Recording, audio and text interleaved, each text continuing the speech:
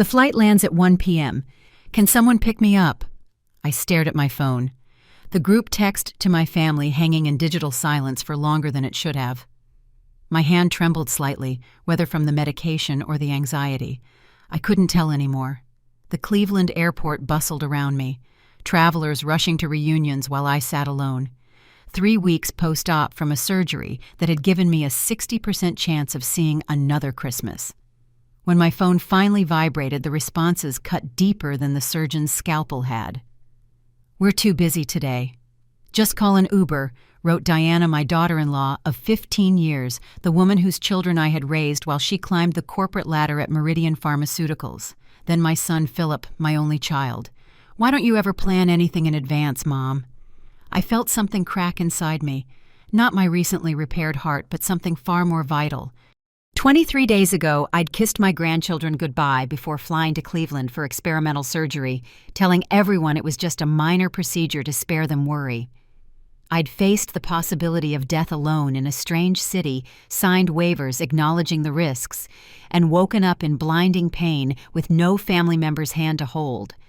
And now I couldn't even get a ride home from the airport. My fingers hovered over the keyboard. I thought about telling them the truth about the titanium device, now keeping my heart chambers from collapsing, about the nights I'd lain awake listening to the woman in the next hospital bed sob in pain, about the terror of nearly bleeding out on the operating table. Instead, I simply typed OK. That single word, deceptively cheerful with its exclamation mark, concealed a decision forming within me. For 67 years, I had been the supporter, the helper, the one who set aside her own needs. Widowed at 49, I'd poured everything into supporting Philip through law school, babysitting my grandchildren 4 days a week, and even contributing $80,000 toward the down payment on their suburban McMansion. My reward, an Uber suggestion and a reprimand. With hands steadier than they'd been moments before, I opened another text thread, one with Dr. E. Harrison Wells, the renowned cardiologist who had initially consulted on my case before I'd been referred to Cleveland. We'd developed an unexpected friendship during those preliminary appointments. His kind eyes and attentive manner, a stark contrast to the clinical detachment I'd expected from someone of his stature. "Harrison," I typed, using his first name as he'd insisted, though it still felt presumptuous.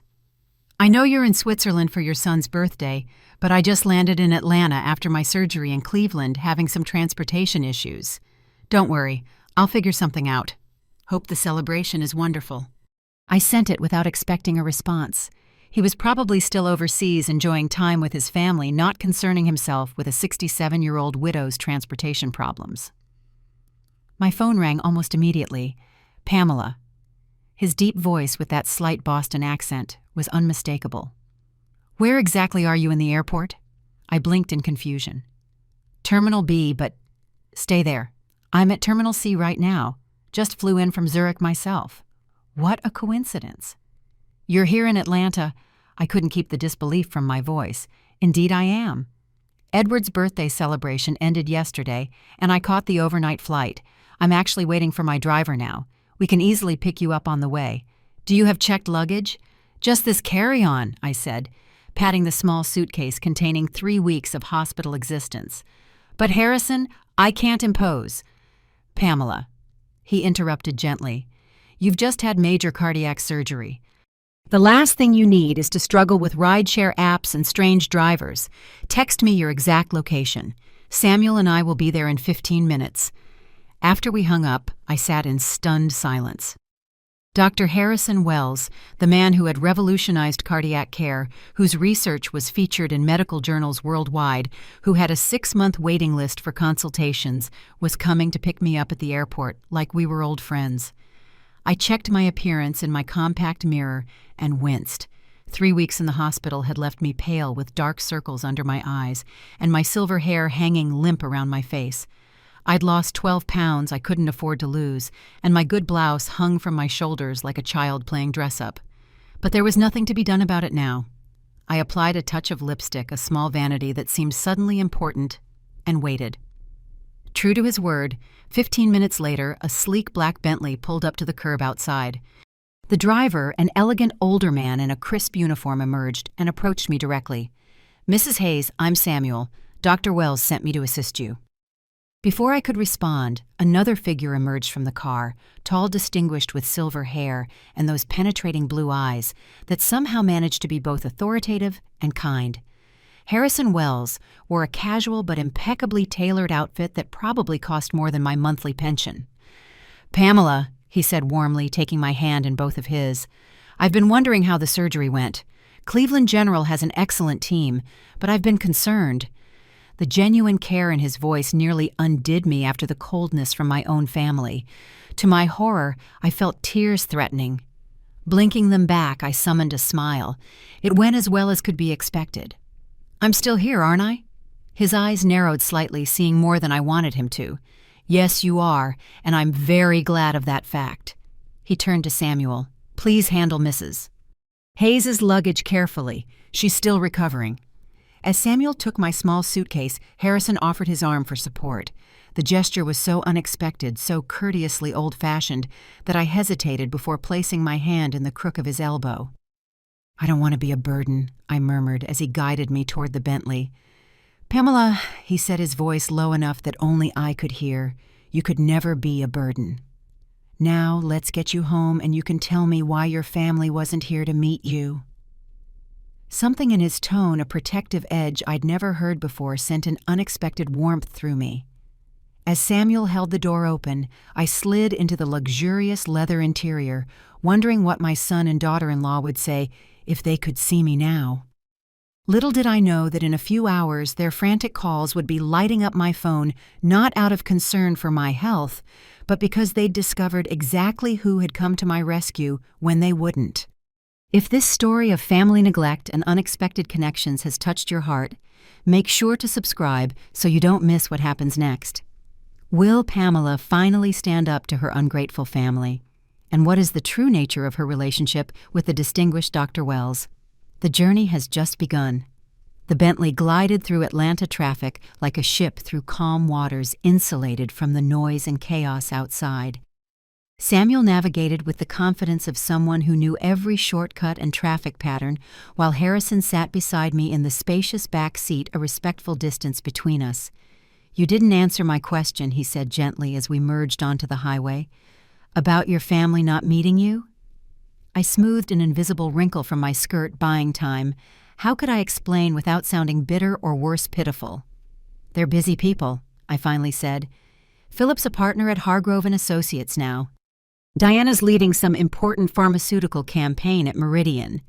Harrison studied me with those penetrating blue eyes that seemed to catch every micro-expression, every evasion.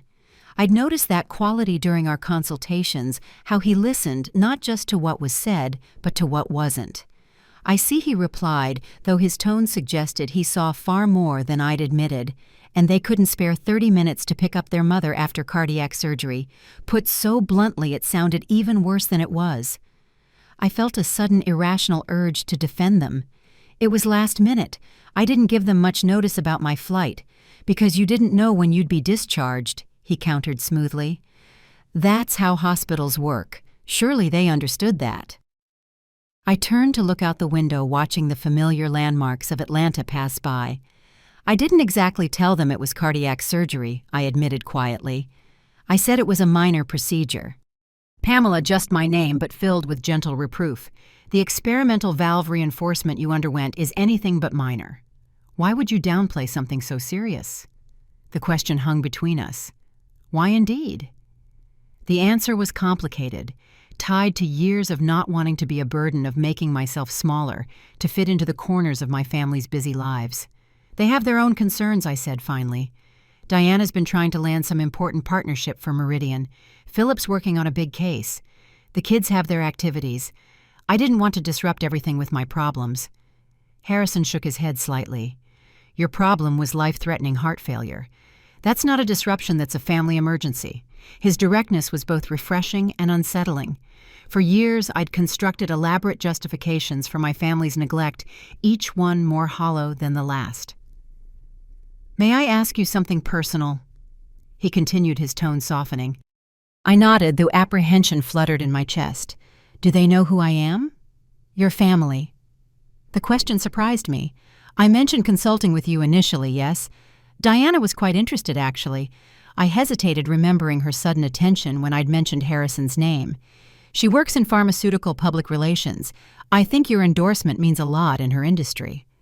Something shifted in his expression, a tightening around the eyes, a slight compression of his lips. Ah, and did she ask you to make an introduction? She hinted at it. I admitted feeling suddenly uncomfortable, but I wouldn't impose on our professional relationship that way. He smiled, then the tension dissipating. Our relationship has evolved beyond purely professional, I think. We've had, 7 or 8 conversations about everything from cardiac health to Italian opera. I consider you a friend, Pamela. Friend. The word warmed something long cold inside me. When had I last made a new friend? Not an acquaintance, not someone's mother or someone's neighbor, but a person who chose my company for its own sake. I consider you a friend too, I said softly, which is why I wouldn't use that friendship for Diana's professional gain. He reached over and briefly touched my hand, a gesture so unexpected that I nearly gasped. His fingers were warm, the touch light but somehow anchoring.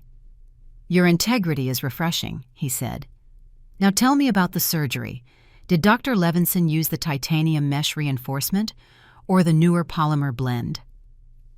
For the remainder of the drive, we discussed my procedure in detail, Harrison explaining aspects the Cleveland doctors hadn't fully clarified.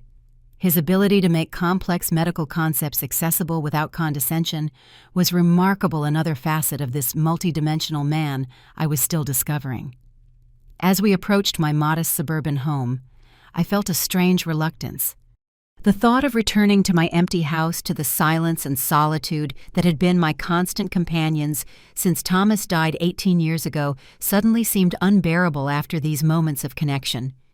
Would you like Samuel and me to help you get settled? Harrison asked, as if sensing my hesitation. You shouldn't be lifting anything yet, and there may be some things you need from the store. That's very kind, but I couldn't impose further. It's not an imposition, he interrupted firmly. In fact, I insist. Doctor's orders. The authoritative tone made me smile despite myself. Well, if it's doctor's orders. Samuel pulled into my driveway and immediately came around to open my door, offering his arm with the same courteous formality as his employer. Harrison followed with my suitcase, and together they escorted me to my front door like a royal entourage. Inside, I was acutely aware of how the house might appear to someone like Harrison. My furniture was well maintained, but dated the decor modest and practical, nothing like the elegant sophistication I imagined in his own home. Yet he moved through my space with genuine appreciation, commenting on a watercolor Thomas and I had purchased on our 20th anniversary, asking about a quilted throw my grandmother had made. While Samuel disappeared to the grocery store with a list Harrison had imperiously dictated, you need proper nutrition for recovery, not whatever convenience foods are in your freezer, the doctor insisted on making tea in my kitchen.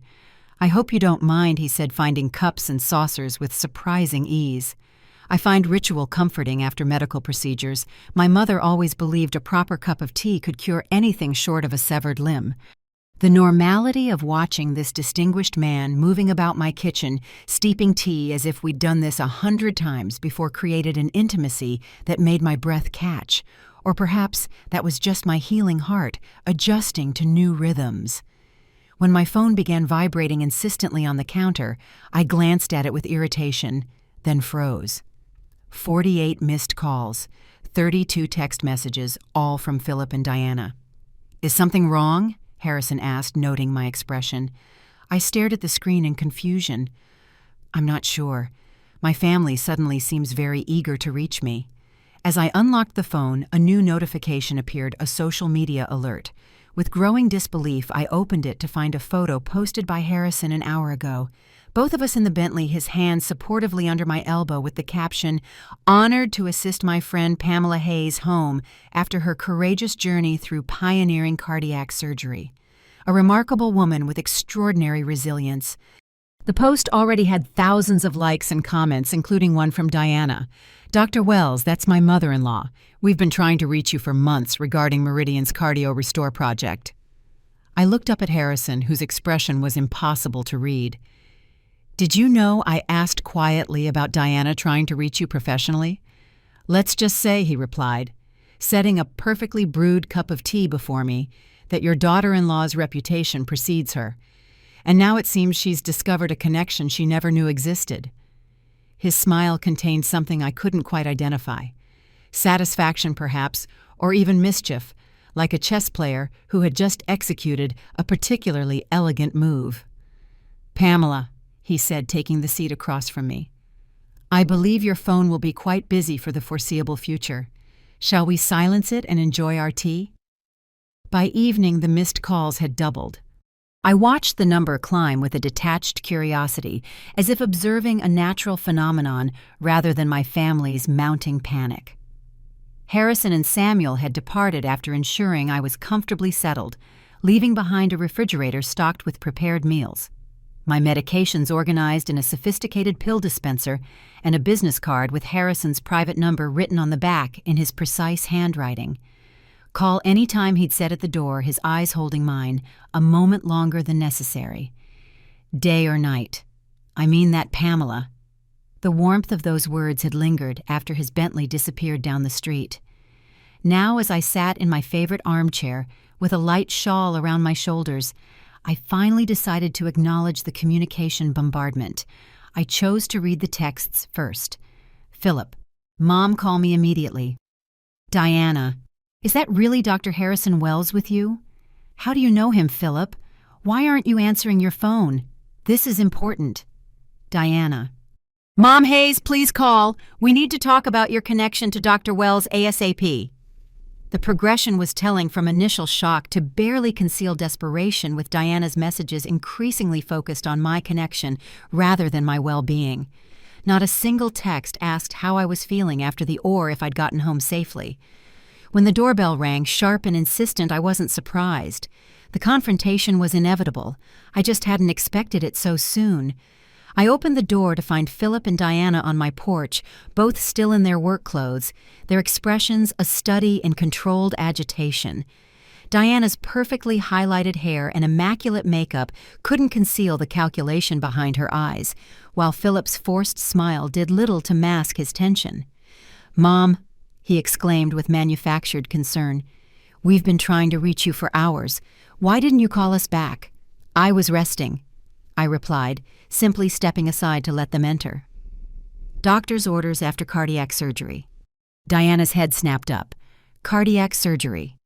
You said it was a minor procedure, did I?" I moved slowly back to my armchair, leaving them to follow. "Well, it was minor in that I survived it." The sarcasm was unlike me, and Philip noticed immediately. His brow furrowed as he took in the pill dispenser on the coffee table, the medical documents neatly stacked beside it. "Mom, what's really going on? First you downplay some surgery, then you appear on social media with Harrison Wells of all people." I settled into my chair, adjusting my shawl with deliberate calm. "I had experimental cardiac valve reinforcement surgery. There was a 40% chance I wouldn't survive it." "Doctor." Wells was my initial consulting physician before I was referred to specialists in Cleveland. The blunt disclosure hung in the air. Diana recovered first, sliding onto my sofa with practiced elegance. "Why didn't you tell us it was so serious?" she asked, her voice modulated to convey concern, though her eyes kept darting to the pill dispenser, as if it might contain clues about Harrison. "Would it have mattered?" I countered quietly. "You were too busy to pick me up from the airport after knowing I'd had surgery. Would knowing it was high risk have changed anything?" Philip at least had the grace to look ashamed. "Of course it would have. We would have been there if we'd known." "Would you?" I interrupted, surprising myself with my directness. "The way you were there for my knee replacement last year when you visited for 15 minutes between meetings, or the way you were there when I had pneumonia by sending flowers, rather than checking on me in person." My son's face flushed. "That's not fair, Mom. We have demanding careers, children with activities." "Yes, careers, and children that benefited greatly from my constant support," I finished for him. "The same support that apparently doesn't extend both ways." An uncomfortable silence fell. Diana, ever the strategist, changed tactics. "Dr. Wells seems very attentive," she observed, feigning casualness. "You never mentioned you were such close friends." Here it was the real reason for their visit. Not concern for my health, but access to Harrison. I felt a cold clarity settle over me. "We became acquainted during my consultations," I said simply. "He's a compassionate physician who takes genuine interest in his patients, compassionate enough to pick you up from the airport personally." In his Bentley, Diana pressed, leaning forward. "That seems beyond professional courtesy. Perhaps he simply recognized that I needed assistance when my own family did not." The words were quiet but landed with precision. Philip shifted uncomfortably. "Mom, about the airport. We should have been there. I'm sorry." His apology, while seemingly sincere, came far too late, and for transparent reasons. I merely nodded in acknowledgement, so Diana continued, unable to contain herself any longer. "How well do you know Dr. Wells exactly? His endorsement could transform Meridian's new cardiovascular drug program. I've been trying to reach him for months." And there it was, the naked ambition behind their sudden attention. Not my surgery, not my well-being, but what I could potentially provide access to. "Well enough that he chose to help me today," I replied carefully. "Beyond that, our relationship is private." "Private?" Philip echoed, confusion evident. "Mom, what does that mean?" I smiled slightly, remembering Harrison's hand on mine in the car, the warmth in his eyes as he'd said goodbye. "It means that some things aren't for professional leveraging, Diana. Some connections have value beyond networking opportunities." Diana's perfectly composed facade cracked slightly. "But you must understand how important this could be for Meridian for our family's financial security. Just one introduction. I believe Dr. Wells is aware of Meridian's interest." I interrupted, thinking of our conversation in the car. "He seems quite informed about pharmaceutical industry matters." Something in my tone must have alerted Diana, because her expression suddenly sharpened. Did you tell him I've been trying to contact him?" He asked if my family knew who he was, I said truthfully. "I mentioned you worked in pharmaceutical PR and had expressed interest in his endorsement." Diana's face paled. "And what did he say?" I considered the question, remembering the subtle shift in Harrison's expression. He seemed unsurprised. The atmosphere in the room changed perceptibly. Diana stood abruptly, smoothing her skirt with hands that trembled slightly.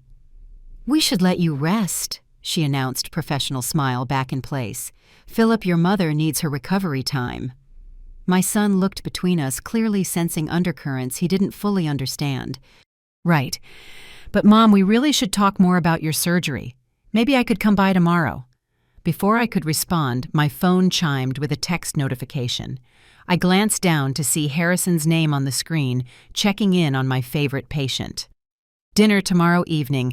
I know a place that accommodates cardiac diets beautifully. Samuel can collect you at 7. I couldn't prevent the small smile that touched my lips, nor did I miss Diana's laser focus on my reaction. "I'm afraid I have plans tomorrow evening," I told Philip, feeling a long, dormant flutter of anticipation. "Perhaps another time." As they finally departed with promises to check in soon, I watched from my window as they engaged in intense conversation in the driveway, Diana gesticulating emphatically while Philip nodded. Only after their car disappeared did I allow myself to read Harrison's message again, my finger hovering over the response button. Was this merely a doctor checking on a patient, a friend offering support, or something else entirely? Whatever it was, for the first time in years, I felt like more than just someone's mother or grandmother. I felt like Pamela again, a woman with her own identity, her own possibilities. I typed my reply. "I'd be delighted. 7 p.m. works perfectly." I stood before my bedroom mirror, assessing my reflection with critical eyes. The black dress purchased 3 years ago for a law firm gala I'd attended as Philip's +1 when Diana was out of town was the most elegant item in my wardrobe. Still, it felt woefully inadequate for dinner with a man who probably owned homes on multiple continents. Was this even a date? The question had plagued me all day. Harrison's invitation could easily be interpreted as a doctor checking on a patient or a friend offering distraction during recovery. Yet something in his manner and the way his gaze had lingered when we parted suggested possibilities I'd long ago filed away as no longer relevant to my life. At 67, with a freshly repaired heart and silver hair, I'd stopped coloring 5 years ago. Romance seemed an absurd consideration, and yet the doorbell chimed precisely at 7. I took a steadying breath, applied a final touch of the coral lipstick that Thomas had always said brought out the warmth in my complexion, and made my way to the door. Samuel stood on my porch impeccable in his uniform. "Good evening, Mrs. Hayes. The doctor is waiting in the car." "Thank you, Samuel." I retrieved my wrap and small evening purse, locking the door behind me. The Bentley sat in my driveway like an elegant visitor from another world. As Samuel opened the rear door, I caught sight of Harrison inside, dressed in a perfectly tailored dark suit that made my breath catch slightly. "Pamela," he said warmly, as I slid into the seat beside him. "You look absolutely lovely." "Thank you," I replied, suddenly self-conscious, though I'm afraid my post-surgery wardrobe options are rather limited. His eyes, that remarkable shade of blue that seemed to shift with the light, took in my appearance with frank appreciation. "The dress is perfect. That shade of black brings out the silver in your hair beautifully. Such a specific compliment, not the generic flattery one offers out of politeness."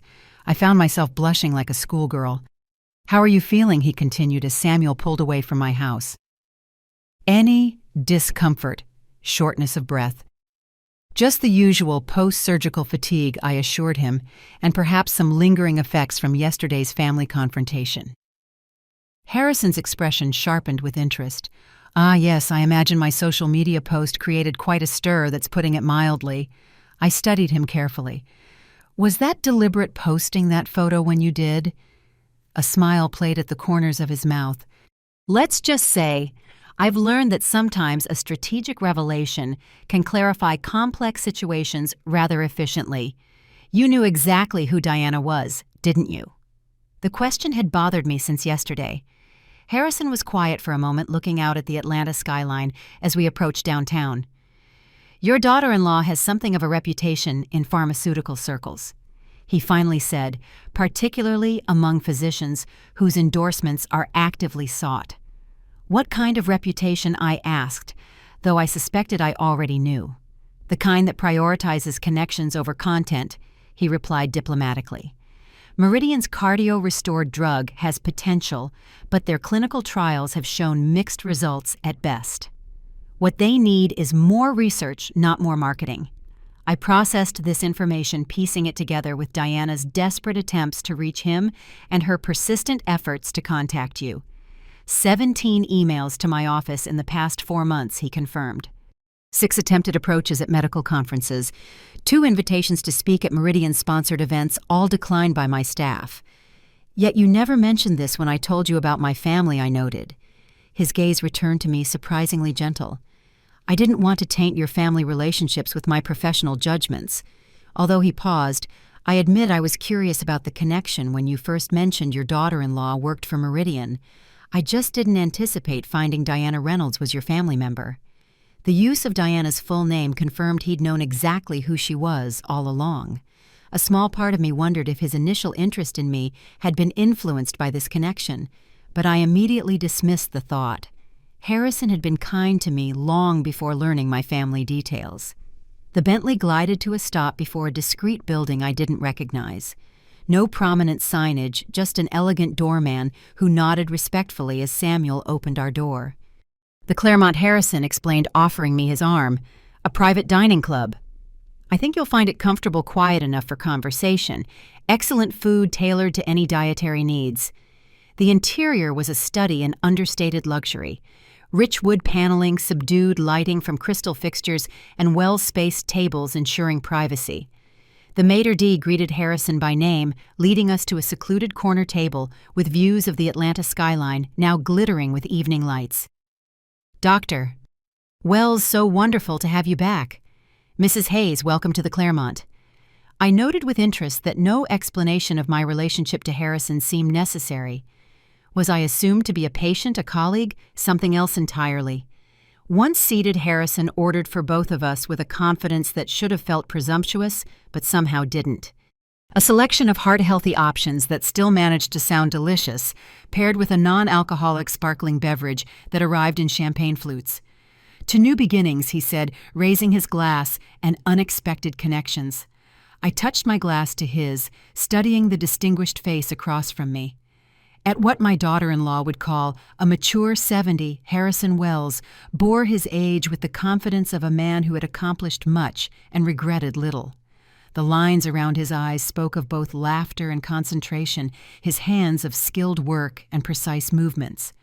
"May I ask you something personal?" I ventured after we'd begun our first course. "Of course. Why did you respond to my text yesterday?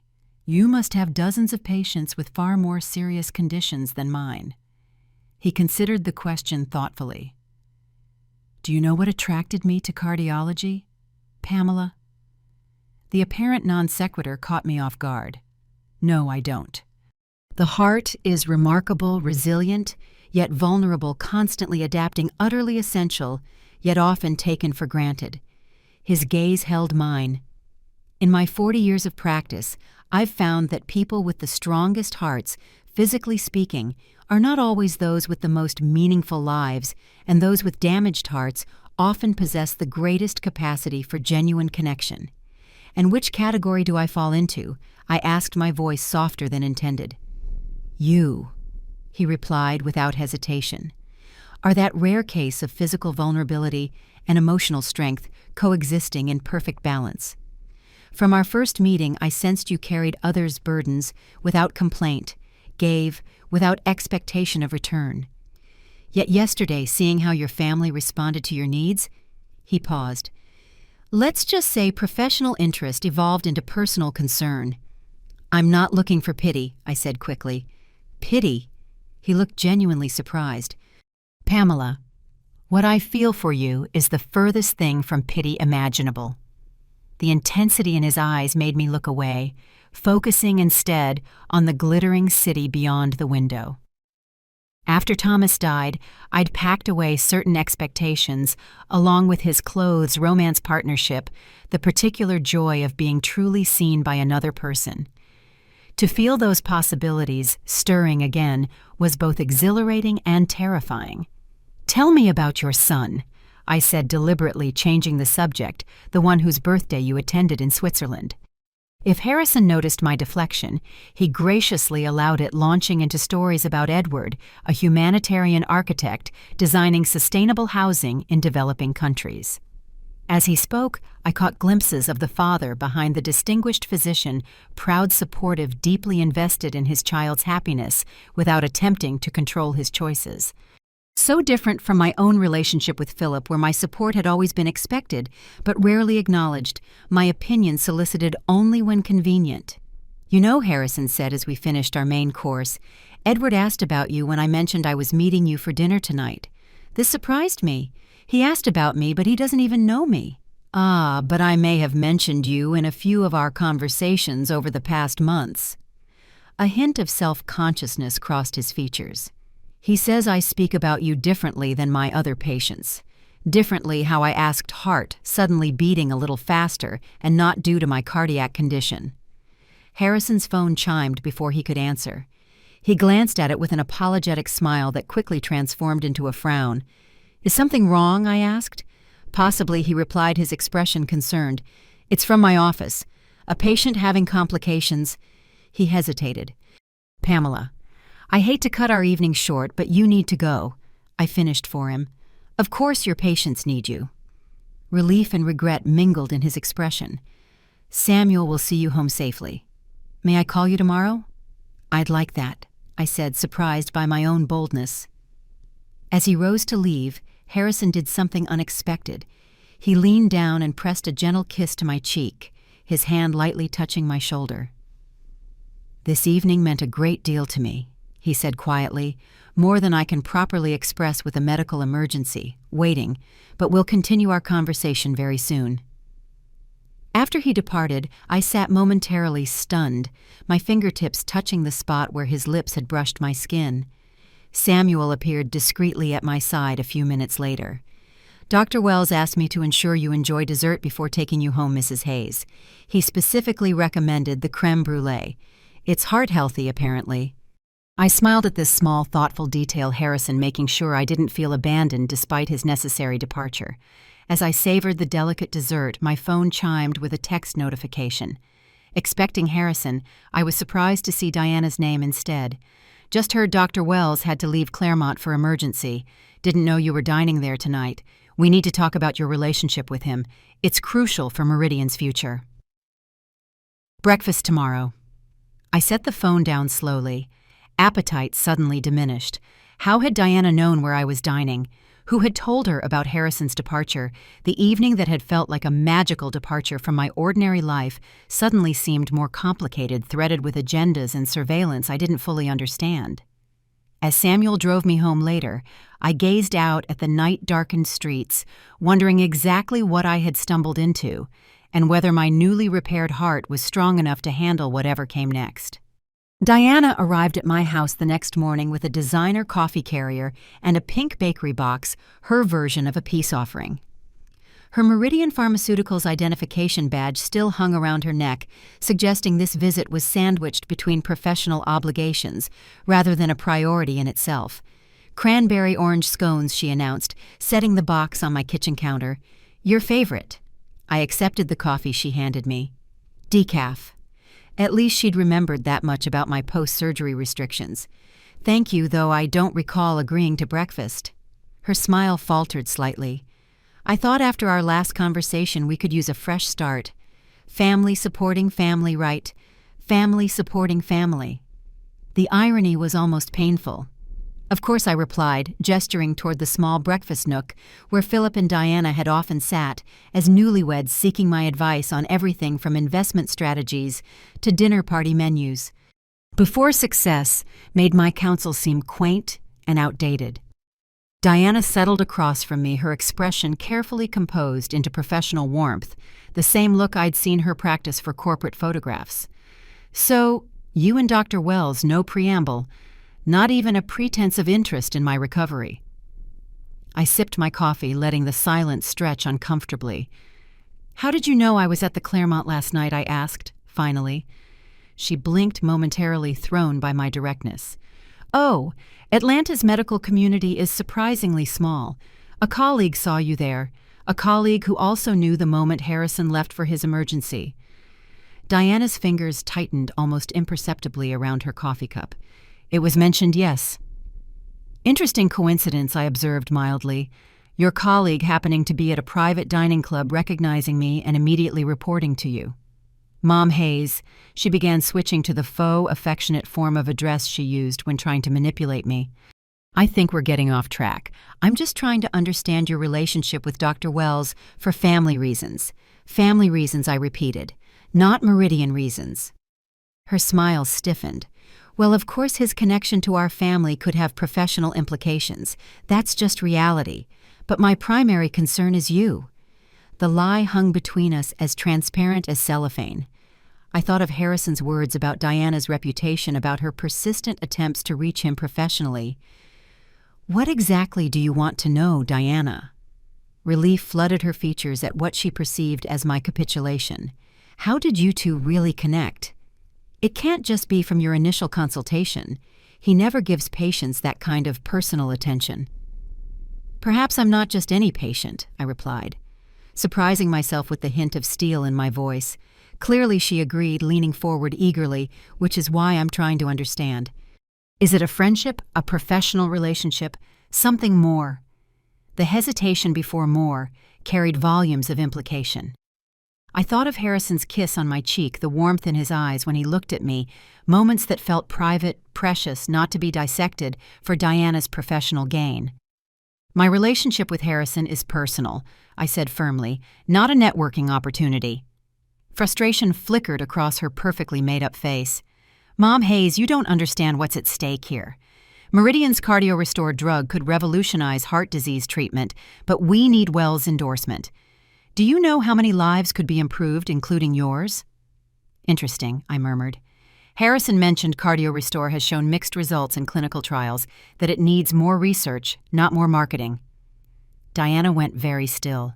He discussed Meridian's products with you. Briefly, I confirmed. He seemed quite knowledgeable about the company's approaches and about your attempts to contact him. The color drained from her face. What exactly did he say? That you've been quite persistent. 17 emails, I believe. 6 approaches at conferences. I took another sip of my coffee, watching realization dawn in her eyes. He knew exactly who you were when I mentioned my daughter-in-law worked for Meridian, and you told him about our relationship anyway. Her voice rose sharply. Do you have any idea what that could do to my professional reputation? To have my mother-in-law discussing me with the very physician I've been trying to establish a relationship with. You mean the way you discussed me with colleagues who spied on my private dinner? I countered quietly. Diana stood abruptly, abandoning all pretense of familial concern. This isn't just about me. Phillips's law firm handles significant portions of Meridian's legal work. Our family's financial security is tied to my success there. Your grandchildren's college funds, our mortgage, everything could be affected if this Cardio Restore deal falls through, so that's why you're suddenly interested in my friendship with Harrison. I said, the pieces finally clicking into place. Not concerned for my well-being after surgery, but fear that I might damage your professional ambitions. That's not fair, she protested, though her expression betrayed her. Family and business are naturally intertwined. I thought you understood that. I thought of all the times I'd rearranged my life to accommodate their careers, the countless hours babysitting so Diana could attend networking events, the family gatherings scheduled around their professional commitments, the emotional support offered without expectation of reciprocity. I understand perfectly, I said, rising with as much dignity as my still healing body allowed. I understand that my value to this family has always been measured by what I can provide, not who I am. That's not true, but her denial lacked conviction. We appreciate everything you do. Everything I do, I echoed, not who I am. There's a difference, Diana. My phone chimed from the counter, Harrison's distinctive tone. Diana's gaze darted toward it immediately, naked calculation replacing her previous dismay.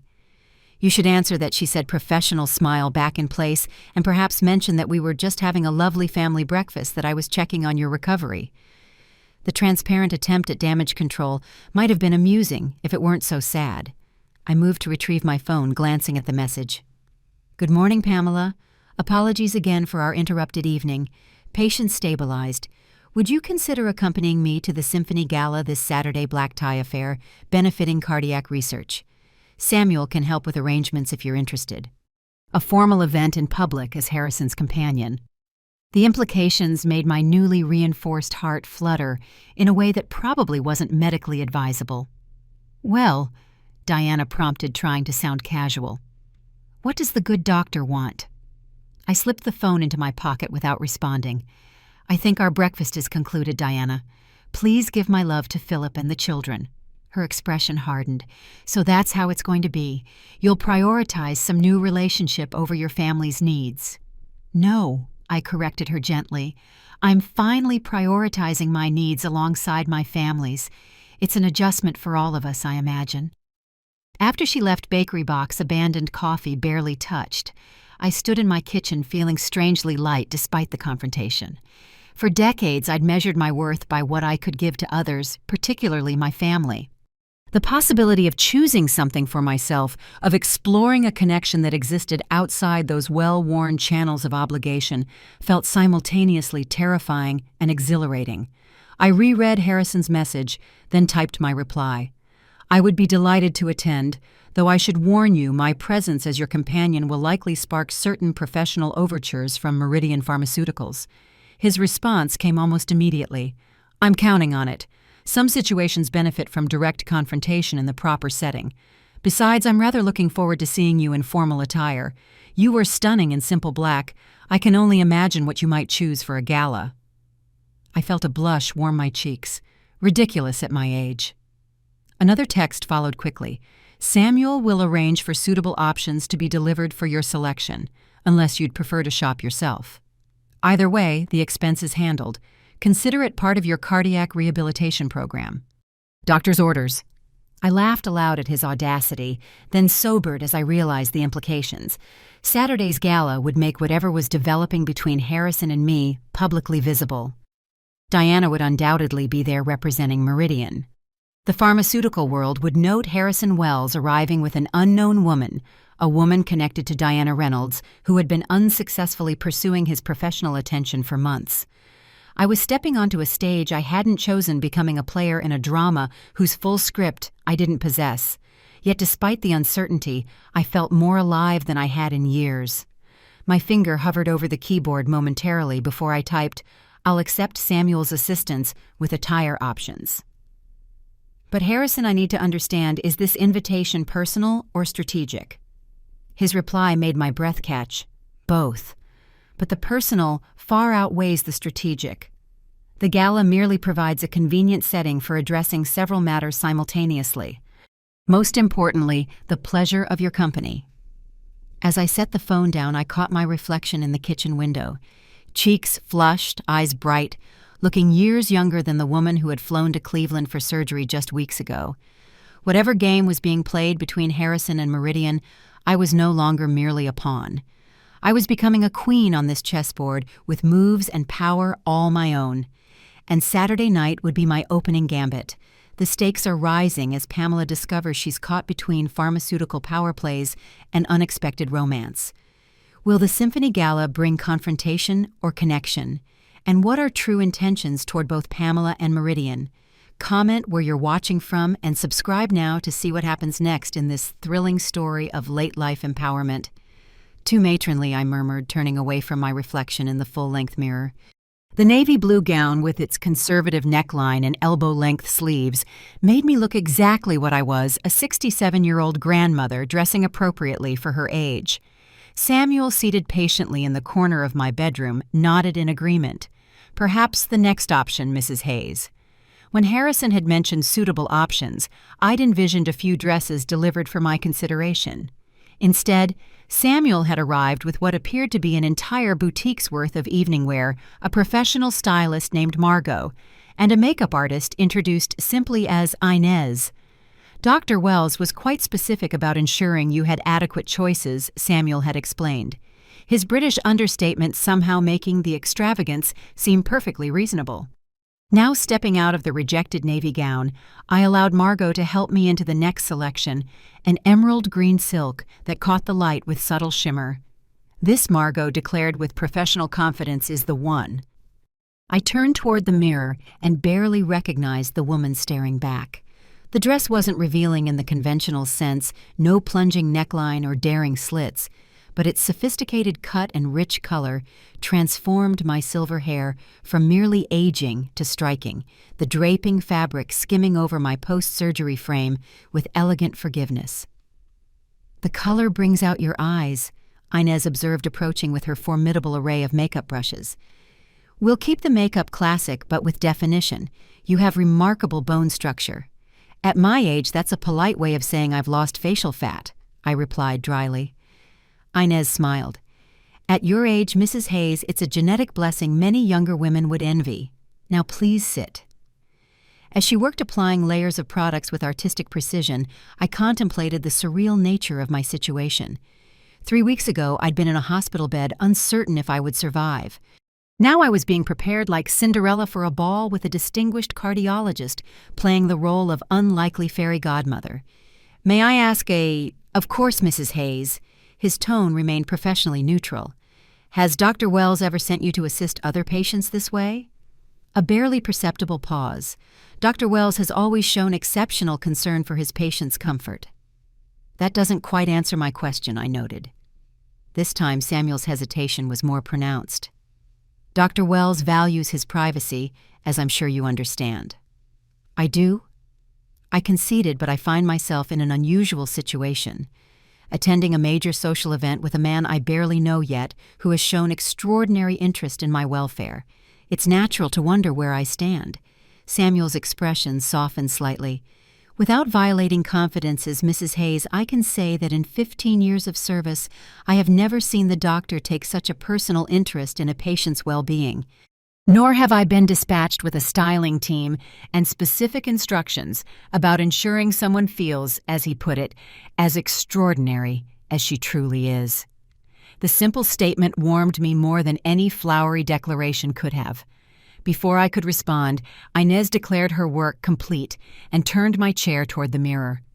The woman looking back at me was still unmistakably 67, with lines earned through decades of laughter and worry. But she was also undeniably elegant, her silver hair swept into a sophisticated updo, her makeup enhancing rather than masking her features. "One final touch," Margot said, approaching with a velvet box. Dr. Wells selected these himself. Inside lay a pair of teardrop emerald earrings, simple, yet unmistakably valuable, suspended from delicate platinum settings. "I couldn't possibly," I began. "Dr. Wells anticipated your objection," Samuel interjected smoothly. "He asked me to assure you these are merely on loan from the jeweler for the evening, though he did mention they could become a gift if you found them pleasing." The thoughtfulness of the gesture, providing luxury without presumption or pressure, touched me deeply. Harrison had somehow intuited both my discomfort with extravagance and my desire to feel beautiful again after weeks of medical indignities. When the doorbell rang precisely at 7, I felt a flutter of nerves that had nothing to do with my cardiac condition. Samuel excused himself to answer while Margot made final adjustments to my dress. Remember, she instructed small steps in these heels, shoulders back, chin slightly lifted. "You are not apologizing for occupying space, Mrs. Hayes. You are claiming space. After decades of making myself smaller to accommodate others, the concept felt revolutionary." I descended my modest staircase to find Harrison waiting in my living room, resplendent in a perfectly tailored tuxedo that made him look like he'd stepped from the pages of a luxury magazine. When he turned and saw me, the expression that crossed his face, a mixture of appreciation and something deeper, more personal, made every minute of the afternoon's preparations worthwhile. "Pamela," he said softly, approaching to take both my hands in his, "you look absolutely breathtaking." "The team you sent worked minor miracles," I demurred. "No," he corrected gently. "They merely enhanced what was already there." His gaze held mine with an intensity that made my carefully applied makeup feel suddenly warm. "The emeralds were the right choice. They bring out the remarkable green in your eyes." "They're beautiful," I acknowledged, though far too generous for a simple loan. A smile played at the corners of his mouth. "We'll discuss their status later. For now," he offered his arm with old-world courtesy. "Shall we make our entrance?" The symphony hall gleamed with light as we approached. Its neoclassical columns illuminated against the night sky. A red carpet stretched from the curb to the entrance, flanked by photographers documenting the arrival of Atlanta's elite. I felt a moment of panic at the prospect of such visibility. "Harrison," I murmured as Samuel opened the car door, "I'm not accustomed to this level of exposure." He covered my hand with his, warm and reassuring. "Just look at me if it becomes overwhelming. We'll walk straight through. You don't need to pose or speak to anyone." But as we emerged from the Bentley, a ripple of recognition passed through the waiting photographers. Flashbulbs erupted immediately. "Dr. Wells over here." "Doctor, who's your companion tonight?" Harrison guided me forward with a protective hand at the small of my back, acknowledging the cameras with practiced ease while maintaining our steady progress toward the entrance. The confidence of his movement steadied me, allowing me to walk with the dignity Margot had coached, rather than the deer-in-headlights panic I felt. Just before we reached the doors, Harrison paused and turned slightly, positioning us for what I realized was a deliberate photograph. His arm slipped around my waist in a gesture that was unmistakably more than professional, his smile warm and genuine as he looked down at me. "Forgive the theatrics," he murmured, his lips close to my ear. Sometimes a picture truly is worth 1,000 words. Inside the grand foyer buzzed with Atlanta's social and business elite, informal attire, champagne flutes glinting under crystal chandeliers. Harrison guided me through the crowd with practiced ease, stopping occasionally to exchange greetings with colleagues who eyed me with undisguised curiosity. He introduced me simply as Pamela Hayes, my guest this evening, offering no explanation of our connection.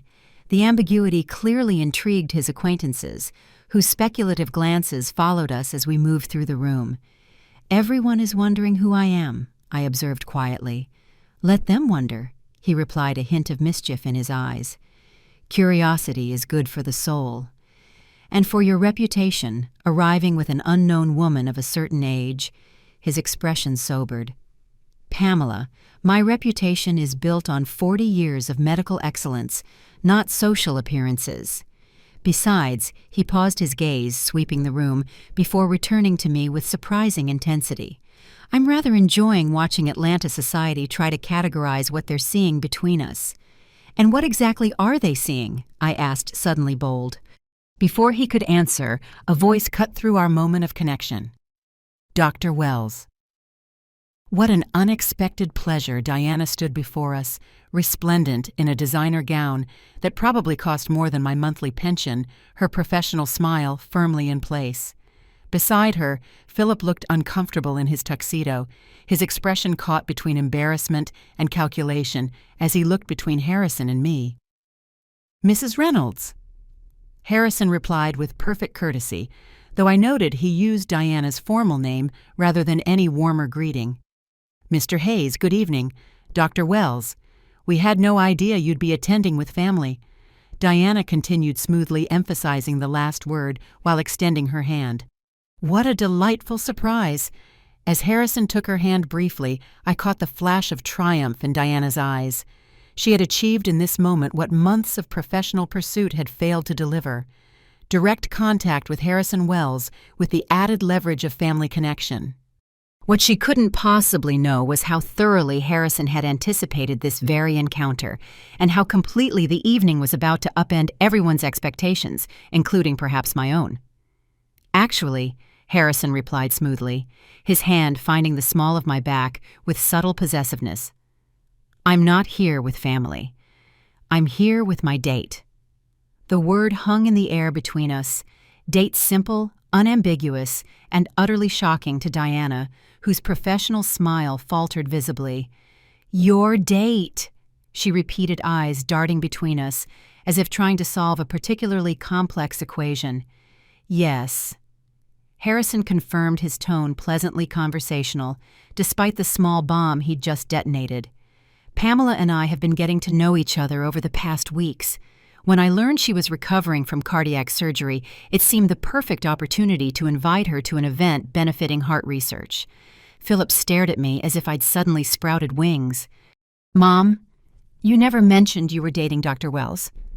"There are many things I don't mention, Philip," I replied, finding unexpected confidence in Harrison's steady presence beside me, my personal life being foremost among them. Diana recovered quickly, her PR training reasserting itself. "Well, this is simply wonderful family connections becoming personal connections." She turned her megawatt smile on Harrison. "Dr. Wells, I've been hoping for an opportunity to discuss Meridian's Cardio Restore program with you. Perhaps we could—" "Mrs. Reynolds," Harrison interrupted with impeccable politeness, "I make it a policy not to discuss business at charitable events. I'm sure you understand." "Of course." Diana backpedaled smoothly, though. "As family now, we're not family." "Mrs. Reynolds." Harrison corrected his tone, remaining pleasant but taking on a subtle edge. "I am enjoying a personal relationship with Pamela. That relationship does not extend to professional connections with her relatives." The brutal clarity of his boundary setting left Diana momentarily speechless, a condition I'd rarely witnessed in my ambitious daughter-in-law. Philip, ever the attorney, attempted to salvage the increasingly awkward exchange. "Dr. Wells, we're simply surprised by this development. My mother has been through a serious medical procedure, and we're naturally concerned about her well-being." "Are you?" Harrison asked mildly. "I understood you were too busy to collect her from the airport following that procedure. Fortunately, I was available to ensure she reached home safely." The pointed reference to their neglect made Philip flush with embarrassment. Before he could respond, a silver-haired woman in a stunning red gown approached our group. "Harrison, darling, the board members are asking for you something about the donation announcement." She turned to me with genuine warmth. "And you must be Pamela. Harrison has mentioned you several times. I'm Catherine Winslow, Symphony Guild president, and Harrison's ex-wife. The revelation startled me nearly as much as it clearly shocked Diana and Philip. Catherine took my hand in both of hers, her grip firm and friendly. "Harrison never brings dates to these functions," she confided in a stage whisper, clearly meant to be overheard. You must be quite special. Come both of you. The presentation is about to begin as Catherine led us away. I caught a glimpse of Diana's thunderstruck expression. The calculated professional connection she'd been pursuing had just transformed into something far more complex and inaccessible. "Thank you for the timely rescue," Harrison murmured to Catherine as we moved through the crowd. 30 years of marriage taught me to recognize your save me from this conversation. "Expression," she replied with a wink in my direction. "Besides, I was dying to meet the woman who finally coaxed you out of your self-imposed social hibernation," Catherine Harrison warned, though his tone held affection rather than annoyance. "Oh, hush. Pamela deserves to know she's dealing with a confirmed workaholic whose last actual date was sometime during the Obama administration." Catherine squeezed my arm conspiratorially. "Though I must say if anyone could tempt him back into society, I'm not surprised it's someone with your obvious intelligence and style." We reached the main ballroom where round tables surrounded a central stage draped with the symphony's insignia. Catherine directed us to a front table where place cards indicated we would be seated with several distinguished-looking couples, board members, and major donors, Harrison explained as he held my chair. "Catherine always ensures I'm surrounded by people who can write substantial checks for cardiac research, strategically seated." I observed rather like our encounter with Diana and Philip just now. Harrison's eyes met mine, appreciation for my perception. "Evident you noticed that wasn't entirely coincidental. I suspected as much when you mentioned direct confrontation in the proper setting in your text. I arranged my emerald silk carefully as I sat, though I admit I didn't anticipate your ex-wife's involvement. Catherine and I have been divorced for 12 years, but we remain close friends and allies. She chairs several medical charities I support." He took the seat beside me, his voice lowering, and she was quite intrigued when I mentioned meeting someone who had captured my interest. The casual acknowledgement that he had discussed me with his ex-wife sent a flutter through my chest that had nothing to do with my cardiac condition. "So this evening has been choreographed from the beginning," I said, trying to process the layers of intention behind what I'd thought was a simple charity event, not choreographed, he corrected strategically. "Anticipated Diana Reynolds has been attempting to manipulate a connection to me through professional channels for months. Learning of your relationship to her created an opportunity to address that situation definitively while simultaneously enjoying an evening with a woman whose company I've come to value greatly." The honesty of his explanation was oddly reassuring. Harrison wasn't playing games.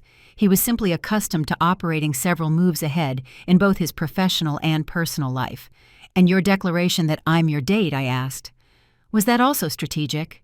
His expression softened, the calculated poise giving way to something more vulnerable that was entirely sincere, though I should have perhaps discussed the terminology with you first. "I'm not objecting," I clarified, surprising myself with my boldness, merely clarifying the smile that spread across his face, then genuine warm, almost boyish in its pleasure, transformed his distinguished features into something far more approachable.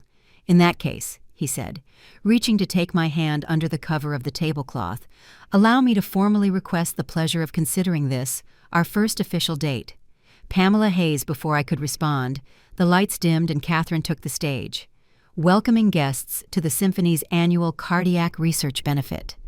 I left my hand in Harrison's as she spoke, his thumb tracing small circles on my palm, in a gesture that felt startlingly intimate in the darkened ballroom when the presentation concluded and dinner was served. Conversation at our table flowed easily among Atlanta's elite. To my surprise, I found myself not an awkward outsider, but welcomed into discussions about arts funding, medical research, and even global politics. Harrison frequently drew me into conversations, valuing my opinions in a way that made me realize how long it had been since anyone had truly listened to my thoughts on matters beyond family logistics between courses. I excused myself to visit the ladies' room as I was refreshing my lipstick at the marble vanity. Diana appeared beside me, her expression carefully composed. "Quite an evening you're having," she observed, reapplying her own makeup with practiced precision. "Doctor. Well, seems quite attentive." "Yes," I agreed, simply offering nothing more, Mom Hayes. She began switching to the familiar address she used when attempting to establish connection. I hope you understand the position this puts us in. Professionally, my relationship with Meridian is complicated, and having my mother-in-law dating a key industry influencer creates certain expectations. I turned to face her directly. Diana, let me be very clear. My personal life is not a networking opportunity. Harrison has already established his boundaries regarding your professional interests. I suggest you respect them. She blinked clearly. Unused to such direct opposition from me, I'm just trying to navigate a delicate situation. Surely you can understand that. What I understand, I replied. Maintaining eye contact is that for years, my value to this family has been measured by what I could provide: childcare, financial support, emotional labor. Now that I've developed a connection that exists entirely outside those parameters, your primary concern is how to leverage it for your benefit. Color rose in her cheeks. That's unfair. We care about you. Do you? I interrupted gently. When was the last time you asked about my recovery, my pain levels, my medication schedule? When was the last time you visited just to see how I was feeling rather than to discuss Harrison? Her silence was answer enough. I'm not angry, Diana. I continued, softening my tone. I'm just finally recognizing patterns I've enabled for too long. Whatever develops between Harrison and me is separate from my relationship with you and Philip. I hope you can respect that distinction as I turn to leave. Diana's voice stopped me, smaller and more genuine than I'd heard in years. He really likes you, doesn't he? It's not just... you're older, less polished, not the type of woman you'd expect to see with someone like him. I supplied without rancor. She had the grace to look embarrassed. I didn't mean yes, you did, and it's all right. I adjusted my emerald earring, remembering Harrison's appreciative gaze. Earlier, sometimes the most valuable things aren't obvious at first glance in medicine, in business, and in relationships. I returned to the table to find Harrison in conversation with the symphony conductor about cardiac rhythms and musical time signatures, a discussion so perfectly aligned with both their interests that I couldn't help but smile. He looked up as I approached his expression, brightening in a way that made my heart flutter in defiance of all cardiac wisdom. As he rose to hold my chair, his hand brushed mine with deliberate intent. "Everything all right?" he murmured. "Better than all right," I replied, realizing with sudden clarity that it was true. I think I'm finally learning to claim my space. The symphony's performance washed over me in waves of sound and emotion. Tchaikovsky's Romeo and Juliet, with its soaring themes of love battling against all odds. I'd attended concerts with Thomas in this very hall years ago. But tonight, the music resonated differently, vibrating with new possibilities I'd long ago filed away as no longer relevant to my life. Harrison sat beside me, his profile noble in the dim light, one hand resting lightly on the armrest between us. Occasionally his fingers would brush mine, not by accident, I was certain, but with deliberate intent. Each small contact sent awareness shimmering through me, a sensation both exhilarating and terrifying. At 67, when the final crescendo faded and the hall erupted in applause, he leaned close, his breath warm against my ear. "The reception continues in the grand atrium. There will be dancing. Would you care to join, or would that be too taxing after your surgery?"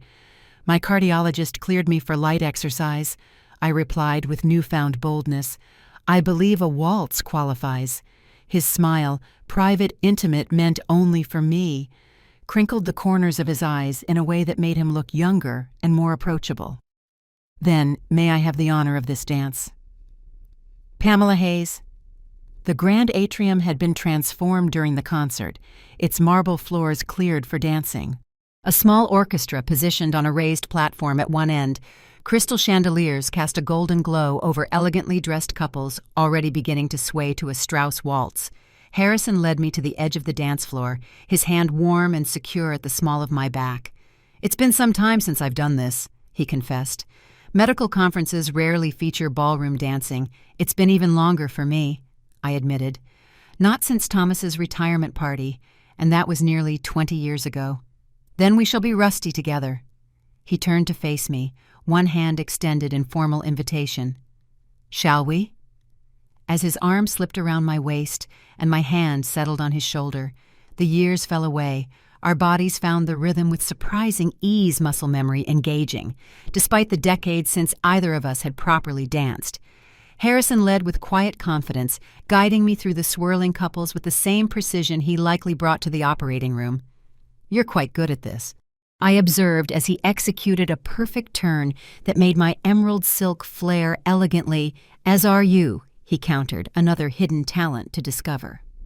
"At my age, most talents are well established rather than hidden," I replied. His arm tightened slightly around my waist. "I disagree. I suspect you have depths yet unplumbed. Pamela capabilities and passions you've set aside for far too long." The directness of his gaze made me glance away, suddenly aware of other couples watching us with undisguised curiosity. "We're attracting attention." "Good," he said simply. "Let them see. See what exactly a distinguished cardiac surgeon, dancing with a beautiful woman who happens to be recovering from groundbreaking cardiac surgery, a medical success story, and a personal delight, all in one elegant package." The compliment delivered with such matter-of-fact confidence warmed me more than effusive flattery could have. Harrison spoke of my beauty, not as something surprising despite my age, but as a self-evident truth requiring no qualification or explanation. As we circled the floor, I caught sight of Philip and Diana standing at the edge of the atrium. My son's expression was troubled, confused, as if witnessing something that challenged his fundamental understanding of the world. Diana's face was more complex calculation and reevaluation, clearly warring with lingering traces of disbelief. "Your family seems rather disturbed by our dancing," Harrison noted. Following my gaze, "Particularly your daughter-in-law, Diana is reassessing her strategic position," I replied. "She's realizing that her carefully constructed professional approach has been outmaneuvered by forces she didn't anticipate, such as a genuine connection between two people that has nothing to do with pharmaceutical endorsements or career advancement." Harrison's eyes crinkled with appreciation. "You understand the game board quite clearly. I've been watching from the sidelines for years," I said. "Just because I wasn't playing doesn't mean I wasn't learning the rules." The music shifted to a slower tempo, and Harrison drew me slightly closer, still maintaining perfect propriety, but creating a more intimate space between us. "And now that you've entered the game, I'm discovering I enjoy it more than I expected." I admitted. His thumb traced small circles where his hand rested at my waist, a gesture hidden from observers, but electrifying in its intimacy. "And what of your partner in this particular match? He seems exceptionally skilled," I replied, matching his playful tone, though his ultimate strategy remains somewhat mysterious. Harrison chuckled, the sound vibrating through his chest where our bodies nearly touch. Perhaps his strategy is simply to enjoy each move for its own sake, rather than focusing solely on the endgame. The wisdom in this philosophy, so contrary to the calculated maneuvering I'd observed in Diana's professional life and Philip's legal career, struck me with unexpected force. How long had it been since I'd truly lived in the moment, experiencing joy without calculating its cost or anticipating its end? As the dance concluded, Harrison kept hold of my hand, leading me toward the terrace doors. Some fresh air. Perhaps the spring evening is quite mild. The terrace overlooked the city skyline, Atlanta's towers glittering against the night. Only a few other guests had ventured outside, giving us relative privacy as we strolled to the stone balustrade. "You're trembling," Harrison observed immediately, removing his jacket and placing it around my shoulders.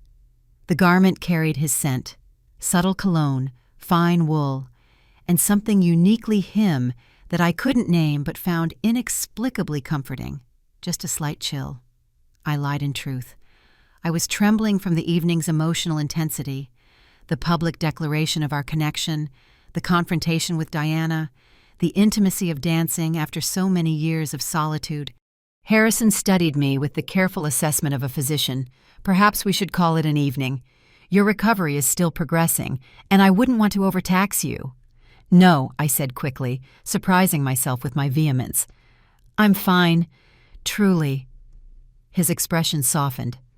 Nevertheless, a physician knows when to end treatment before the patient experiences adverse effects. "We've accomplished what we set out to do this evening." which was I prompted to establish certain truths publicly.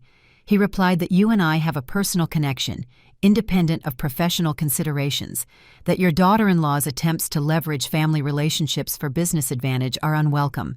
And most importantly, he paused his gaze, holding mine with unexpected vulnerability that a distinguished widow and a workaholic surgeon might find unexpected companionship in their so-called twilight years. The phrase so-called wasn't lost on me. His subtle rejection of the notion that our age somehow diminished the significance of what was developing between us. If we leave now, I ventured, what happens next? Samuel drives you home, he said simply. I ensure you arrive safely to your door. We say goodnight with a mutual understanding that this evening was the beginning of something, not its conclusion. And tomorrow his smile was gentle. Tomorrow I call to check on my favorite cardiac patient. Perhaps we discuss dinner later in the week, in a less formal setting. We continue learning about each other, one conversation at a time. The simplicity of his proposed path forward, neither rushing nor stalling. Just steady progression calmed my anxieties. This wasn't a reckless plunge into romance, but neither was it a tepid friendship cloaked in plausible deniability. It was honest, direct, and refreshingly clear in its intentions. I'd like that, I said softly as we turned to go back inside. Philip appeared at the terrace doors. His expression a mixture of determination and discomfort. Harrison's hand found the small of my back in a subtle gesture of support. Mom, Philip began awkwardly. Diana and I are leaving soon. We thought we might drive you home. The offer was transparently strategic, an attempt to separate me from Harrison, to reassert family connection over this new relationship they hadn't anticipated and clearly didn't understand before I could respond. Harrison spoke. That's thoughtful, Mr. Hayes, but unnecessary. Samuel is waiting to drive Pamela home whenever she's ready to leave. She's my mother? Philip countered, an edge entering his voice. Surely family takes precedence over whatever this is. The dismissive wave encompassing Harrison and me ignited something long dormant within me, not just anger but a fierce protective instinct toward this fragile new connection I wasn't willing to surrender to my son's discomfort.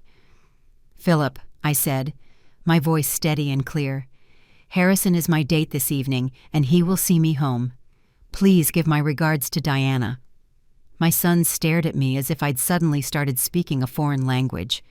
Mom, be reasonable. You hardly know this man. I'm 67 years old, I replied calmly. I believe I'm capable of deciding who escorts me home from a social event, but your heart is functioning quite well. Thank you both literally and figuratively. I softened my tone slightly. I appreciate your concern, Philip, but I'm not asking for permission or approval. I'm informing you of my decision. As Philip retreated in confused defeat, Harrison's hand squeezed mine gently. Pamela Hayes, he murmured.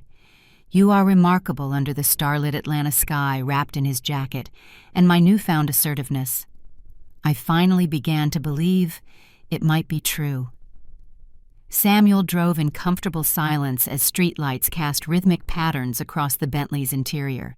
Harrison sat beside me, not touching, but close enough that I could feel the warmth radiating from him. The evening's emotions, exhilaration, anxiety, defiance, hope had left me simultaneously exhausted and more alert than I'd felt in years. Penny for your thoughts, Harrison said softly, as we turned onto my quiet suburban street. I'm not sure they're worth that much, I replied, with a small smile, just processing everything that happened tonight. Any regrets? His question held genuine concern rather than insecurity. I considered carefully before answering, only that I didn't stand up to Philip sooner, years sooner. Perhaps, Harrison nodded thoughtfully. Family dynamics calcify. Over time, breaking established patterns requires tremendous courage. Is that what I did tonight? Break patterns spectacularly. So his smile was warm with approval. You reclaimed your autonomy in full view of Atlanta society. As Samuel pulled into my driveway, I noticed a light on in my living room that had definitely been off when we left. Harrison, notice my sudden tension. Is something wrong? Someone's in my house, I said quietly. The light wasn't on when we left. Harrison's expression shifted instantly to protective alert. Samuel, wait here. Call security if we're not out in 5 minutes. He turned to me. Do you have any idea who it might be? Philip has a key, I replied. But he was still at the gala when we left. Let me go first, Harrison insisted. As Samuel opened my door, we approached the house cautiously. Through the front window, I caught a glimpse of movement, a figure passing between the living room and kitchen. As we reached the porch, the door suddenly opened, revealing my 17-year-old granddaughter, Lily. Her eyes widening at the sight of Harrison beside me. "Grandma," she exclaimed, "oh my God, you look amazing. Is this your doctor? The one Dad and Mom are freaking out about." Relief flooded me, Lily.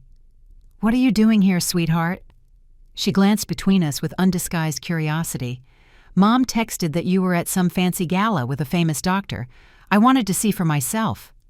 Her gaze appraised Harrison with the brutal honesty of youth. Wow, good choice. "Grandma, despite the tension of the moment, I couldn't help laughing. Lily, this is Dr. Harrison Wells." Harrison, my granddaughter Lily. Harrison extended his hand with the same formal courtesy he'd show any adult. "A pleasure to meet you. Lily, your grandmother speaks very highly of you. So you guys are like dating?" Lily asked bluntly, leading us into the living room where I discovered she'd made herself comfortable with homework spread across my coffee table and a half-eaten sandwich on a plate. "We're getting to know each other," I replied carefully. Lily flopped onto the sofa with teenage grace. "That's code for dating, Grandma. It's cool. You deserve someone nice after being alone forever." The casual assessment of my long widowhood stung slightly, though I knew she meant well. Harrison seated himself in the armchair across from Lily, his posture relaxed but attentive. "How did you get here, Lily?" I asked. "And do your parents know where you are?" She shrugged, the universal teenage gesture of dismissal. I Ubered. "And no, they don't know. They've been texting me crazy stuff all night about you and some doctor, and I got worried they were being weird and controlling like usual weird and controlling." Harrison echoed, one eyebrow raised. "Yeah, like how they never visited Grandma in the hospital and then wouldn't pick her up at the airport, but now they're suddenly super interested in her welfare because she knows someone important." Lily made air quotes around welfare with adolescent sarcasm. "I'm 17. Not stupid. I can recognize hypocrisy." I glanced at Harrison, whose expression remained neutral, though his eyes held a glint of admiration for my granddaughter's perceptiveness. "While I appreciate your concern." "Lily," I said gently, "showing up unannounced isn't the answer your parents will be worried. They're still at that gala thing," she countered. "They won't even notice I'm gone until they get home, and I was planning to Uber back before then." Harrison cleared his throat. "Perhaps Samuel could drive you home when you're ready. Much safer than rideshare services at this hour." Lily's eyes widened. "You have a driver like an actual chauffeur." "Samuel is more than a driver," Harrison corrected. "But yes, he's waiting outside and would be happy to ensure you reach home safely." "That's actually pretty cool," Lily admitted. "But before I go, can I ask you something, Doctor?" "Wells, of course. Are you serious about my grandma? Because she's been lonely for like forever, even though she never complains. And if you're just being nice to her because of her heart thing, or because of whatever weird business stuff Mom is trying to do, that would really suck the directness of the question, so lacking in the polite circumlocutions of adult conversation left me momentarily speechless. Harrison, however, didn't hesitate. "I'm entirely serious about my interest in your grandmother," he replied with matching directness. "Her medical condition brought us together initially, but our connection has nothing to do with her heart thing, as you put it, nor with your mother's professional ambitions." Lily studied him with the intense scrutiny only teenagers can muster. "Okay, but just so you know, if you hurt her, I know people who can hack your medical files and give you a fake diagnosis of something embarrassing." "Lily," I gasped. Harrison chuckled a creative threat. "Fortunately, I have no intention of giving you cause to implement it." He rose smoothly. "Now, I'll ask Samuel to prepare the car while you gather your things. Pamela, may I have a word in private?" We stepped onto the front porch, the spring night, wrapping around us with cricket songs and the scent of neighboring jasmine. "Your granddaughter is remarkable," Harrison observed, perceptive, protective, and refreshingly direct. "She's always been her own person." I agreed, much to her mother's dismay. "She clearly adores you." He moved slightly closer, his hand finding mine in the darkness, and shares my concern about your long-standing loneliness, the simple acknowledgement of what I'd kept carefully hidden, the aching solitude of years spent giving without receiving, made my throat tighten unexpectedly. "Harrison, about tonight. It was just the beginning." "Pamela," he interrupted gently, "if you'll allow it to be in the soft porch light." His face held none of the calculation or strategy that had characterized parts of our evening, just openness, warmth, and something that looked remarkably like hope. "I'd like that," I said softly, "but my family situation is complicated. As you've seen, Philip and Diana won't simply accept this. Whatever this is becoming, they don't need to accept it," he replied. "They only need to respect it, and you—" A realization struck me suddenly. "You knew, didn't you? From the beginning about Diana's professional pursuit of you, about my family's neglect, you orchestrated tonight deliberately." Harrison didn't deny it. "I recognized patterns that concerned me. Your family's reaction to your surgery. Diana's persistent attempts to leverage connections rather than rely on scientific merit. When these patterns intersected, I saw an opportunity to address both simultaneously by using me as a chess piece. The question held no accusation, merely curiosity. "No," he corrected firmly. "By offering you the chance to reclaim your position on the board as a queen rather than a pawn. The choice to accept that opportunity was entirely yours before I could respond." The front door opened and Lily emerged, backpack slung over one shoulder. "Your driver is super nice, Doctor." "Well," she announced, "he offered to stop for ice cream on the way home, which is basically the fastest way to become my favorite person ever." Harrison smiled. "Samuel has excellent judgment about ice cream and many other matters," as he escorted Lily to the waiting Bentley. I watched from the porch, struck by how natural he seemed, interacting with my teenage granddaughter, neither condescending nor trying too hard to seem cool. Just treating her with the same respectful attention he showed to adults when he returned. He stood at the bottom of the porch steps, looking up at me with an expression that made my heart flutter in defiance of all cardiac wisdom. "I should go," he said, though his tone suggested reluctance. "You need rest after an eventful evening." "Yes," I agreed equally. Reluctant, he ascended 2 steps, reducing but not eliminating the height difference between us. "May I call you tomorrow?" "I'd like that," another step, bringing us almost eye to eye. "And perhaps dinner later this week, something quieter than tonight's extravaganza." "That sounds lovely." His hand reached up to gently touch my cheek, the contact sending warmth spreading through me. "Pamela Hayes, you have thoroughly captivated me then." With exquisite gentleness, he leaned forward and pressed his lips to mine, a kiss so tender and respectful, yet unmistakably romantic, that it took my breath away.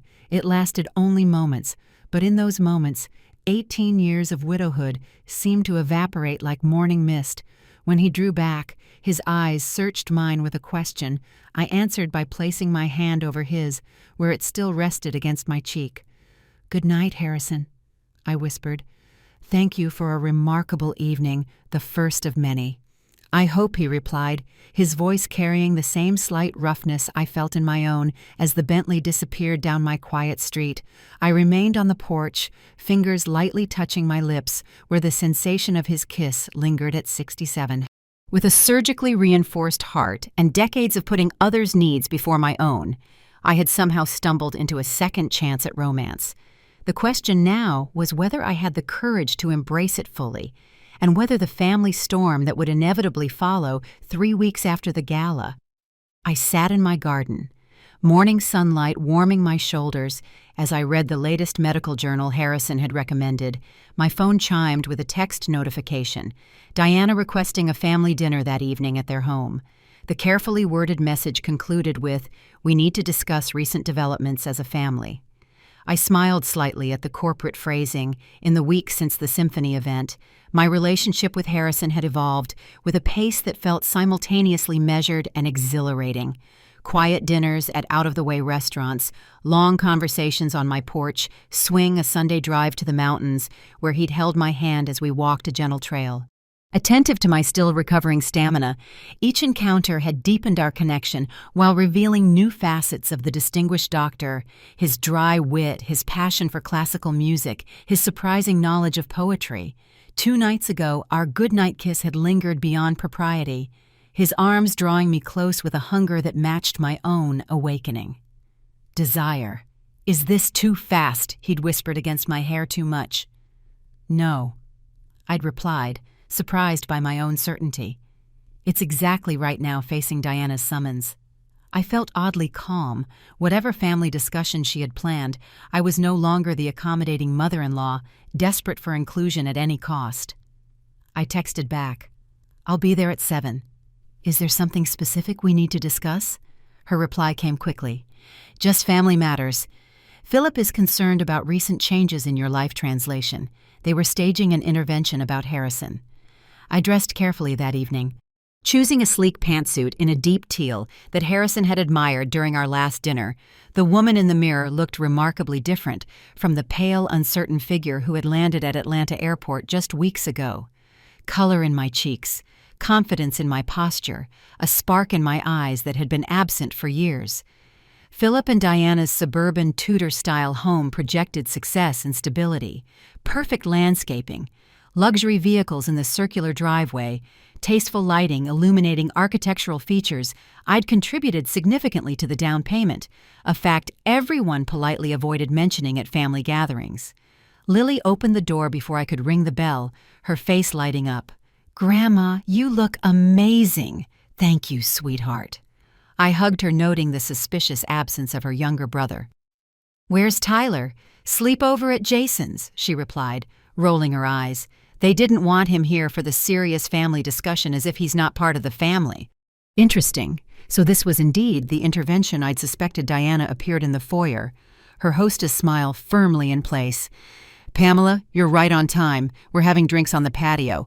The formal use of my first name rather than Mom. Hayes signaled the evening's serious intent. I followed her through the house I'd visited hundreds of times, suddenly feeling like a guest rather than family.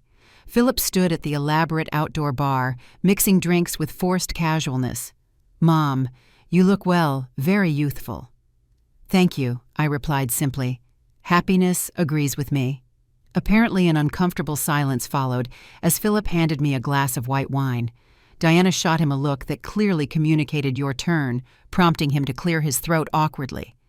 "Mom, we wanted to talk with you about recent developments." "You mean Harrison?" I stated directly, seeing no point in pretending. "Yes." Philip seemed relieved at my directness. "We're concerned about how quickly this relationship is progressing. You barely know him. Actually, I know him quite well," I corrected gently. "We've spent considerable time together over the past weeks." "That's exactly our point," Diana interjected. Professional smile still in place, though tension showed around her eyes. "It's all happening so fast right after your surgery. When you're emotionally vulnerable, we're worried he might be taking advantage." Lily, who had been silently observing from a nearby chair, made a disgusted sound. "Oh my God, Mom! Grandma's not some confused old lady being scammed, Doctor." "Wells is literally famous in the medical world." "Lily, the adults are talking," Diana replied sharply. "Perhaps you should go inside." "No," I said firmly. "Lily stays. This concerns her too, as she's demonstrated more insight into my well-being than either of you lately." Philip looked wounded. "Mom, that's not fair. We've always had your best interests at heart, have you?" I asked quietly. "When you couldn't spare 30 minutes to pick me up from the airport after cardiac surgery, when you visited me exactly twice in the past month, both times, to discuss Harrison rather than my recovery.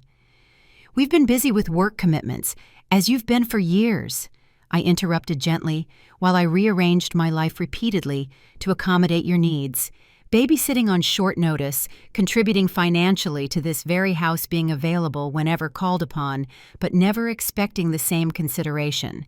The blunt assessment hung in the air. Diana recovered first. Shifting strategies. "Pamela, we value everything you've done for this family. We just don't want to see you hurt by someone who might have complex motivations." "You mean someone who might be using me to avoid professional entanglements with Meridian Pharmaceuticals?" I asked mildly. Diana flushed. "That's not... It's exactly what you're implying, I continued. Because you can't imagine Harrison being genuinely interested in me for myself, you assume he must have ulterior motives. It hasn't occurred to you that perhaps he values qualities beyond youth and professional utility. Philip set his drink down harder than necessary. Mom, be reasonable. He's a world-famous physician with incredible influence. I'm what, Philip? I asked when he hesitated. Old, unaccomplished, unworthy of genuine interest from someone distinguished. I didn't say that you didn't have to. It's been implied in every concerned comment, every surprised glance, every attempt to protect me from a relationship you find implausible. Lily moved to sit beside me, her teenage solidarity unexpectedly touching. Grandma has been alone since Grandpa died like my entire life. Why can't you just be happy? She found someone nice. Diana's expression softened slightly at her daughter's question. Lily, adult relationships are complicated. Sometimes people have agendas that aren't immediately obvious, like trying to use your mother-in-law's new boyfriend for business connections. Lily countered with teenage bluntness. Lily, Diana gasped. What, it's true. I heard you telling Dad that if Grandma would just leverage her relationship properly, it could open doors at Meridian that have been closed for months. Lily's air quotes perfectly mimicked her mother's speech patterns. Philip looked mortified. That was a private conversation in the kitchen during breakfast. Lily pointed out not exactly classified information. I felt a curious calm, despite the uncomfortable revelations. Philip, Diana, I understand your concerns, both personal and professional, but I need to be very clear. My relationship with Harrison is not subject to family approval or strategic planning. It's private, it's genuine, and it's bringing me joy after many years of loneliness. But Mom, I'm not finished. I continued, my voice gentle but firm, for decades. I've structured my life around supporting this family. I've been available whenever needed, generous with my time and resources, uncomplaining when that support wasn't reciprocated. That pattern stops. Now. Diana's professional composure cracked slightly. What exactly does that mean? It means I'm reclaiming my autonomy, my time, my choices. I met their gazes steadily, including my choice to pursue a relationship with Harrison without justification or apology. And if we're concerned about that choice, Philip asked his lawyer's instinct for negotiation surfacing. You're entitled to your concerns. You're not entitled to manage my life based on them. I softened my tone. I will always love you both. You're my family, but love doesn't require submission to control disguised as concern. The silence that followed felt weightier than any that had preceded it. Diana stared into her untouched wine. Philip shifted uncomfortably. Lily watched with undisguised admiration. Finally, Philip spoke, his voice strained. We just don't want to lose you, Mom. The vulnerability in his tone, so rare, from my achievement-oriented son, touched me deeply. Oh, Philip, you're not losing me. You're just meeting a version of me you haven't had to deal with before, the version that stands up for herself. Lily supplied helpfully. Precisely. I reached for Philip's hand. I've spent 18 years defining myself as Thomas's widow, your mother, the children's grandmother. I'm discovering there's more to me than those roles, and it's terrifying and exhilarating. In equal measure, something in my words seemed to reach Diana, whose carefully maintained facade softened into something more genuine. I never really considered how lonely you must have been, she admitted quietly, all these years. I buried it beneath busyness. I acknowledged being needed by all of you gave purpose to my days. But Harrison has reminded me that I'm not just a supporting character in other people's stories. I deserve a narrative of my own, and, Doctor. Wells is part of that narrative now. Diana asked professional assessment, clearly running beneath the personal question.